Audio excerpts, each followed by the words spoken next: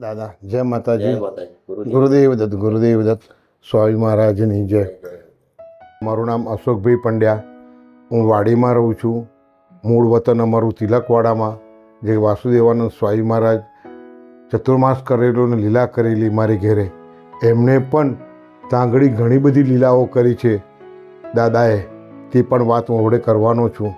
હું પોતે તો બિઝનેસમેન છું. હું પોતે માનસી ટ્રાવેલ્સ કરીને દત્તધામ યાત્રા, નર્મદા પરિક્રમાની બસો ઉપાડું છું.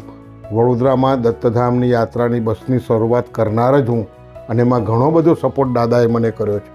બીજું કે મારા ધર્મપત્ની એ દેના બેંકમાં સ્પેશિયલ આસિસ્ટન્ટમાં રિટાયર થયા. ત્યાર પછી મારી સાથે જ રહે છે યાત્રામાં. દાદાનો પરિચય થવો એ નસીબની વાત છે, પ્રારબ્ધની વાત છે. પૂર્વજને મનાવ કંઈક લેણદેણ હશે દાદા જોડે, કે એટલે જ અત્યારે અમારે એમને ભેગા થયા દાદા જોડે. મારા પરમ મિત્ર પ્રદીપભાઈ પુણેકર, જે ખત્રીપોળમાં રહે છે, અને મારે મિસિસના સગ્ગા ભાઈ છે. એવો સંબંધ છે. એમણે મને 2005-06માં પ્રદીપભાઈ મને લઈ ગયા કે દાદાને તને એક વિભૂતિના તને દર્શન કરાવવું. એટલે અમે થઈ ગયા.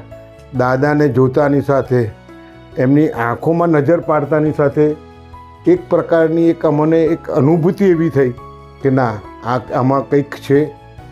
અને એ જ એમણે એક કર્મ આપ્યું મને તે વખતે.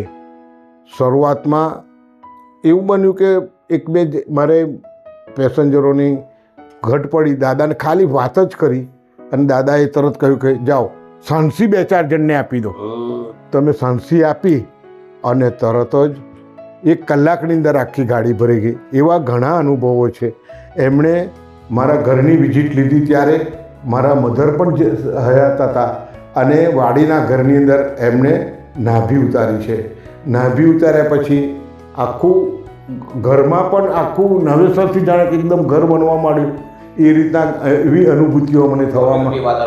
આખું વાતાવરણ, ધાર્મિક વાતાવરણ તો હતું જ અમારા ઘરમાં, પણ આ સોનામાં સુગંધ કે ને તેવું આ થયું. આ દાદાને પછી અમારા ગામ આવેલા, ગામની અંદર સ્વામી મહારાજની ઘણી બધી વસ્તુઓ છે અમારે તો વાસુદેવાનંદ.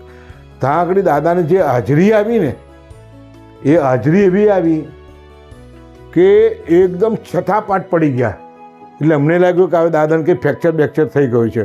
પણ તરત 5 મિનિટની 7 મિનિટમાં એમણે પાણીનું કંઈક પ્રદીપભાઈએ કંઈક કર્યું, તરત દાદા બેઠા થયા અને ઘણી બધી વાતો તિલકવાડામાં કરી. અને કઠેડો હતો ને સ્વામી મહારાજનો, ત્યાં આગળ એમને અભિમંત્રિત કર્યું.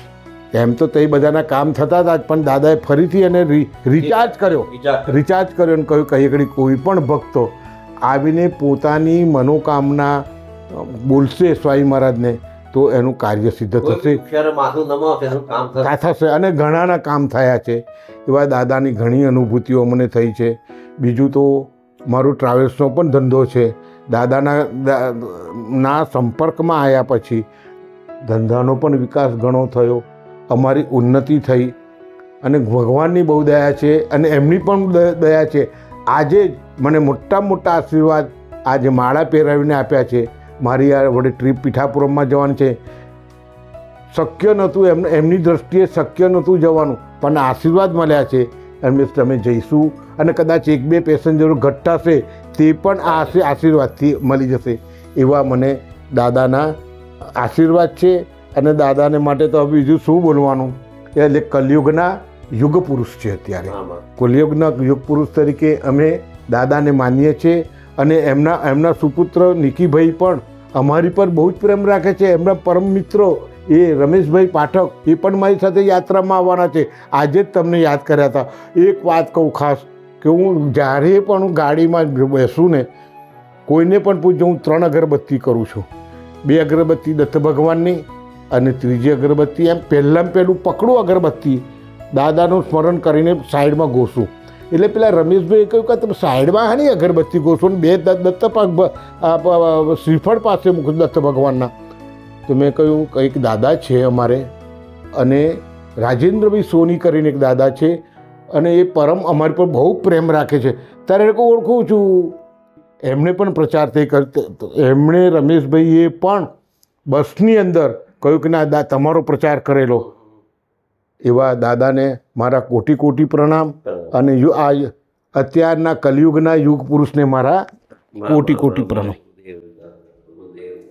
ગુરુદેવ દત્ત, જય માતાજી.